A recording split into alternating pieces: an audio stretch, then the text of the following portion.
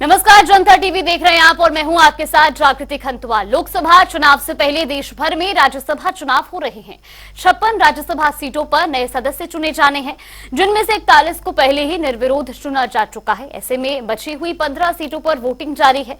आपको बता दें कि ये वोटिंग शाम 4 बजे तक चलेगी। इसके बाद शाम 5 बजे से वोटों की गिनती शुरू होगी और देर रात तक रिजल्ट घोषित किए जाएंगे।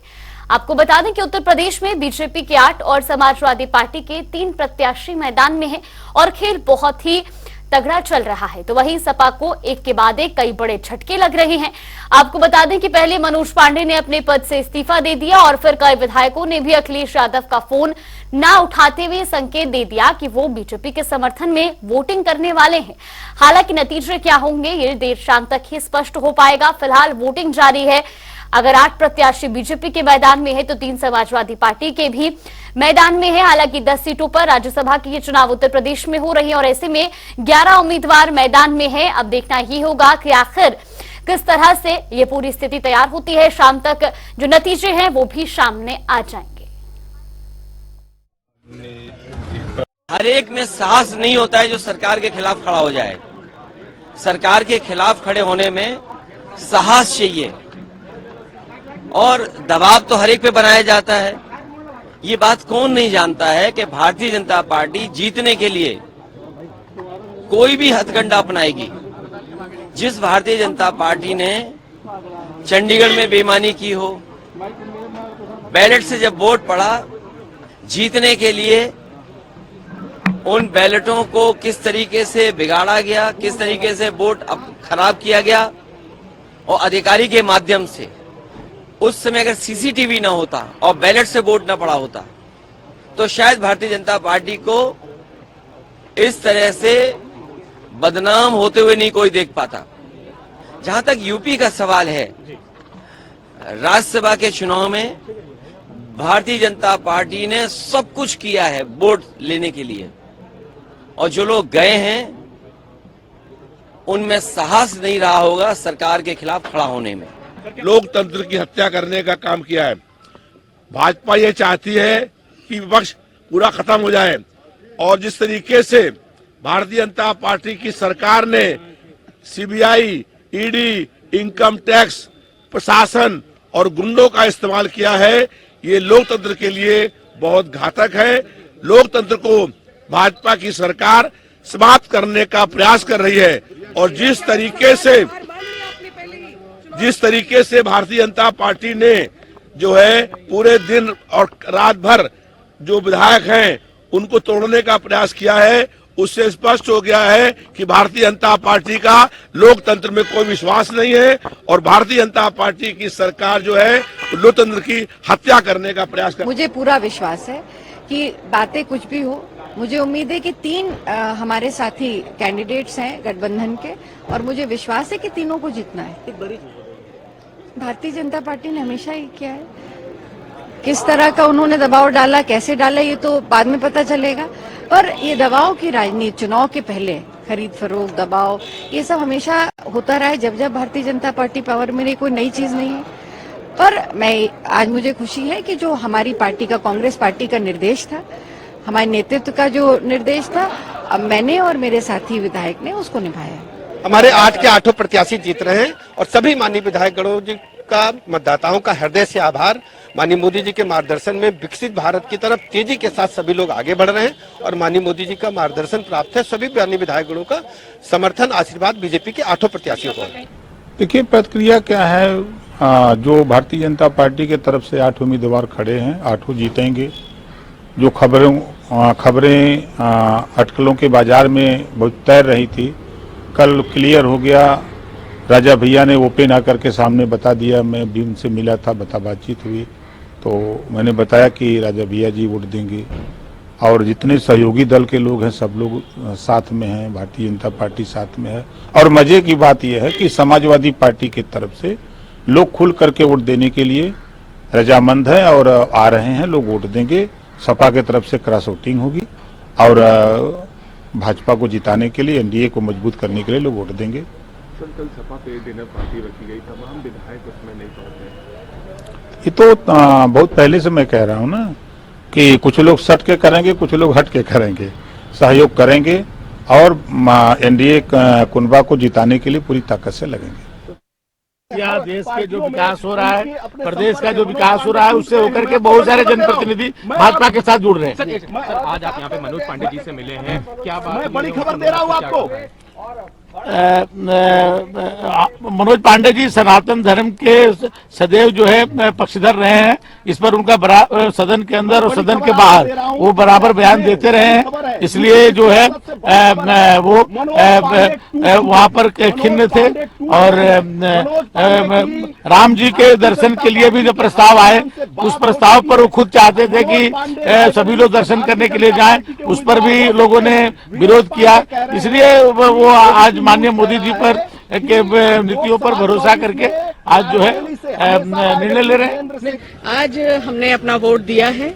आदरणीय उत्तर प्रदेश में 8 सीटें घोषित हुई हैं और भारतीय जनता पार्टी पूरी 8 सीट जिताने की तैयारी कर चुकी है और कोई हम लोगों के आसपास नहीं ठहरेगा। हम लोग पूरी 8 सीटें जीत कर जाएंगे। निश्चित तौर पे एनडीए के 8 प्रत्याशी जीत रहे हैं। हमारी कितनी हुई है संख्या? बड़ा खेल हुआ है, जिसको प्रधानमंत्री श्री नरेंद्र मोदी जी और माननीय मुख्यमंत्री योगी आदित्यनाथ जी के नेतृत्व वाले सरकार की नीतियों पर भरोसा है, वो सब हमारे साथ आ गए। हम सब लोगों ने, राष्ट्रीय लोकदल के जितने भी एमएलए हैं, सब लोगों ने एनडीए को पक्ष में वोट किया है। आदरणीय चौधरी जैन जी का निर्देश था, उन्हीं के साथ रहना, उन्हीं के वोट करना है, वोट करके सब लोग। देखिए, हमारे राष्ट्रीय अध्यक्ष आदरणीय जैन चौधरी का हमें आदेश मिला था कि आपको एनडीए के प्रत्याशी को वोट देना है। हम सारे के सारे 9 के 9 विधायक एनडीए के कैंडिडेट को वोट देकर बाहर निकले और निश्चित ही हमें दिखाई दे रहा है 100% जीत होगी। देखिए, भारतीय जनता पार्टी के 8 कैंडिडेट हैं और 8 के 8 अब दिल्ली जाने वाले हैं और इसमें कोई संदेह नहीं, क्योंकि जिनको डर था वो सुबह से ही गा रहे हैं कि भारतीय जनता पार्टी ने अब उनके विधायकों को छीन लिया है। अब जो इस तरह की बातें करें तो इसका मतलब उन लोगों को अपने घर को संभालना नहीं आया। तो समाजवादी पार्टी किसी पर आरोप प्रत्यारोप करना चाहती है तो पहले तो ये भी तो देखे कि आपका घर सीधा है कि नहीं है, आपके घर के सदस्य क्यों आपसे भागना चाह रहे हैं।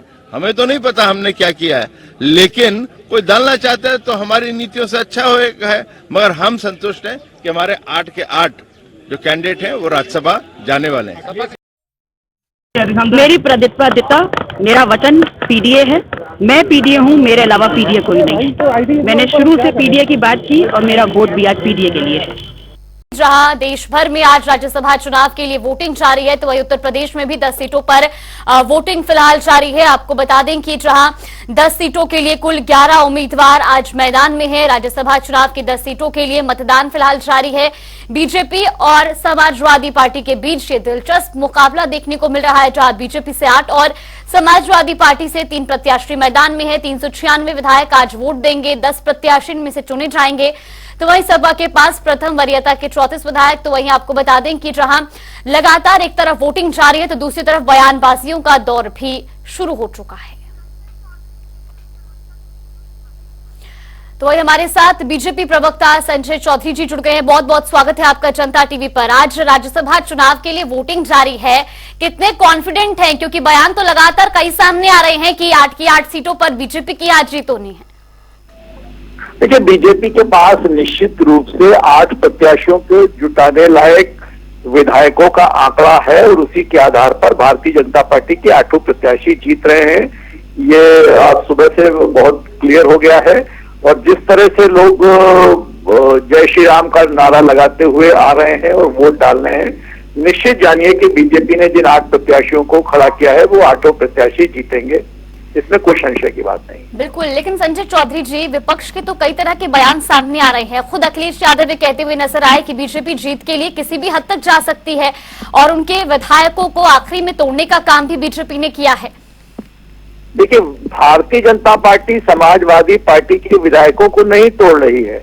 शतरंज के खेल में जैसे वजीर की कीमत बादशाह से ज्यादा होती है, समाजवादी पार्टी के विधानमंडल दल के चीफ विप ने खुद इस्तीफा दे दिया है और वो इस्तीफा उन्होंने दिया है। इसका मतलब है कि समाजवादी पार्टी के इस बिसात के अंदर वजीर ही बादशाह को छोड़कर उससे अलग हो गया है। तो चुनाव का परिणाम बिल्कुल स्पष्ट है। इस पूरे के पूरे चुनाव में भारतीय जनता पार्टी बहुमत से और अधिक वोट लेकर जीत कर आएगी और जिस 8वें प्रत्याशी की बात हो रही है वो सर्वाधिक वोट लेकर जीतने वाला है। बिल्कुल संजय चौधरी जी, देखिए जिस तरीके से पहले आपने मैदान में 8 प्रत्याशियों के नाम का ऐलान करा, क्या उसी वक्त ये एश्योरेंस था कि जो तमाम विपक्षी विधायक हैं वो भी समाजवादी पार्टी का साथ छोड़कर के बीजेपी में शामिल हो सकते हैं, या तभी से ये पूरा मैप सेट कर दिया क्या था? नहीं, ये उसके पहले से सेट हो चुका था। देखिए, इस बार के विधानसभा के सत्र में जो बजट का सत्र था उसमें जब राम जन्मभूमि पर प्राण प्रतिष्ठा के लिए धन्यवाद का प्रस्ताव आया तो आपको जानकर आश्चर्य होगा कि केवल समाजवादी पार्टी के 17 विधायक उसके विरोध में खड़े थे और 80 से ज्यादा समाजवादी पार्टी के विधायक धन्यवाद प्रस्ताव के समर्थन में खड़े हो गए थे।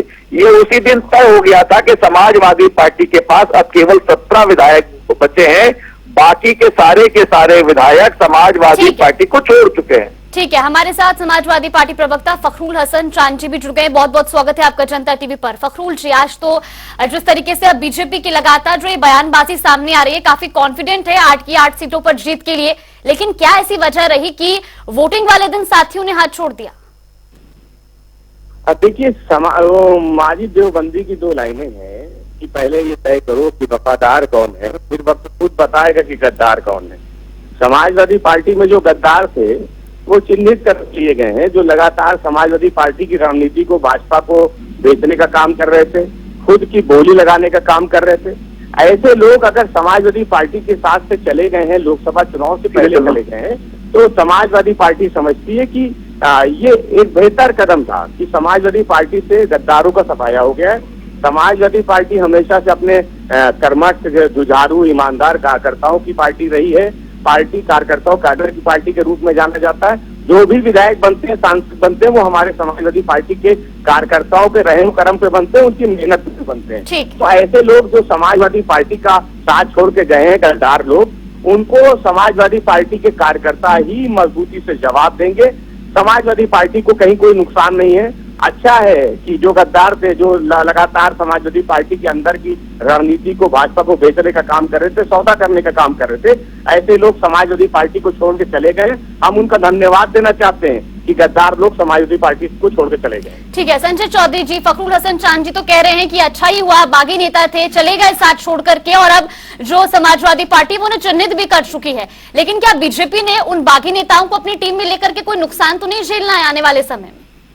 देखिए, मैं शुभकामनाएं देता हूं फखरुद्दीन भाई को कि ऐसे शुभ समाचार और ऐसे शुभ समाचारों के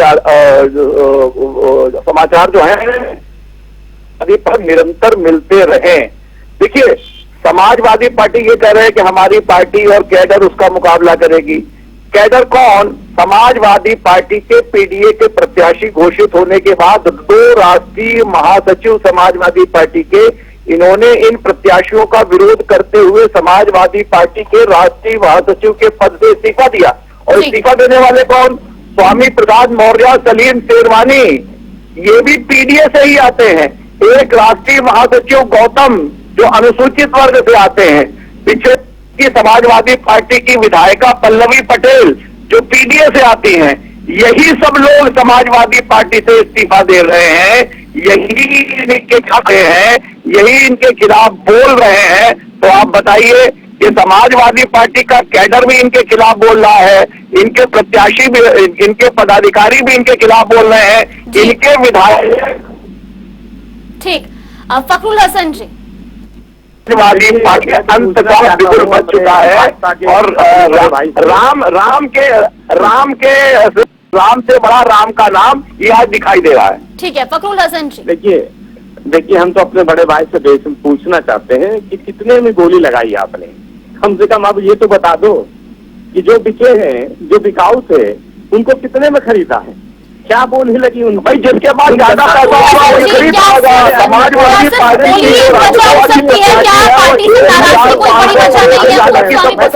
ठीक है संजय चौधरी जी, ठीक है फखरुल हसन जी, बड़े भाई आप क्यों इतना विचलित हो रहे हैं? फखरुल हसन जी, आज आपके साथियों ने बीजेपी का दामन थाम लिया तो आप कह रहे हैं कि बोली लगी थी, लेकिन क्या उनकी पार्टी से कोई नाराजगी नहीं थी या पार्टी के अंदर जो उनके साथी है उनसे कोई नाराजगी नहीं थी? देखिए, क्या लोकतंत्र को लूटने का काम नहीं किया गया? क्या चंडीगढ़ के चुनाव में हमने नहीं देखा? तो देखिए, भारतीय जनता पार्टी तो लोकतंत्र में विश्वास नहीं रखती। और जब ये कहते हैं कि हमारा पीडीए में छोड़ के चला गया, मैं फिर से आपसे कहता हूँ, स्वामी प्रसाद मौर्य जी एमएलसी थे, वो एमएलसी थे जिनको हमारे विधायकों ने चुना हुआ था। वो विधायक जिनको हमारे जो कार्यकर्ता हैं, जो हमारा काडर है, वो चुनाव जितवा के लाया था, जीत के लेके आए थे। तो समाजवादी पार्टी हमेशा से अपने काडर की पार्टी है, अपने कार्यकर्ताओं के दम पे विधायक बनाती है, सांसद बनाती है। कोई समाजवादी पार्टी अपने विधायक और सांसद के दम पे नहीं है, कार्यकर्ताओं के दम पे। और समाजवादी पार्टी का ईमानदार कर्मठ कार्यकर्ता वो समाजवादी पार्टी के साथ मजबूती से खड़ा है। गद्दारों को और भारतीय जनता पार्टी की जन विरोधी सरकार को आने वाले समय में जनता और समाजवादी पार्टी का मजबूत ईमानदार कर्मठ कार्यकर्ता ही जवाब देने का काम करेगा। बहुत धन्यवाद। ठीक है, संजय चौधरी जी, एक आखिरी प्रतिक्रिया। देखिए, मुझे लगता है कि एकदम साफ है। देखिए, सबसे ज्यादा बड़ा पूंजीपति समाजवादी पार्टी की जया बच्चन, 1500 करोड़ से ज्यादा की संपत्ति, तो खरीदने का मादा तो उन्हीं के पास है, वही पैसे का इस्तेमाल कर रहे होंगे। लेकिन पैसे के साथ के खिलाफ राम का नाम, राम की शक्ति, राम जन्मभूमि पर मंदिर की प्रतिष्ठा एक बड़ा मुद्दा था। और मुझको लगता है कि पैसे की हार हुई है और राम की जीत हुई है। निश्चित रूप से इस राज्यसभा का यही चुनाव परिणाम है। ठीक है, आप दोनों मेहमानों का बहुत बहुत धन्यवाद हमारे साथ जुड़ने के लिए। तो जिस तरीके से आपने देखा कि एक तरफ राज्यसभा चुनाव के लिए वोटिंग जारी है, तो वहीं दूसरी ओर पक्ष और विपक्ष में अब आरोप और प्रत्यारोप का दौर भी जारी है। एक ओर जहां बीजेपी अपने 8 के 8 उम्मीदवारों की जीत के लिए आश्वस्त है, तो वहीं समाजवादी पार्टी की ओर से लगातार कई तरह के बयान दिए जा रहे हैं। खासतौर पर समाजवादी पार्टी के नेताओं को तोड़ने के आरोप बीजेपी पर लगाए जा रहे हैं। इस दौरान खुद सपा सुप्रीमो अखिलेश यादव का भी बयान सामने आया कि बीजेपी जीत के लिए किसी भी हद तक जा सकती है। हालांकि आपको बता दें कि एक तरफ जहां राज्यसभा चुनाव की वोटिंग जारी है, तो वहीं दूसरी ओर समाजवादी पार्टी को चुनाव से पहले ही, वोटिंग से पहले ही एक के बाद एक कई झटके लगे हैं। ऐसे में अब देखना यह होगा कि शाम तक जब नतीजे सामने आते हैं तो आखिर क्या स्पष्ट हो पाता है।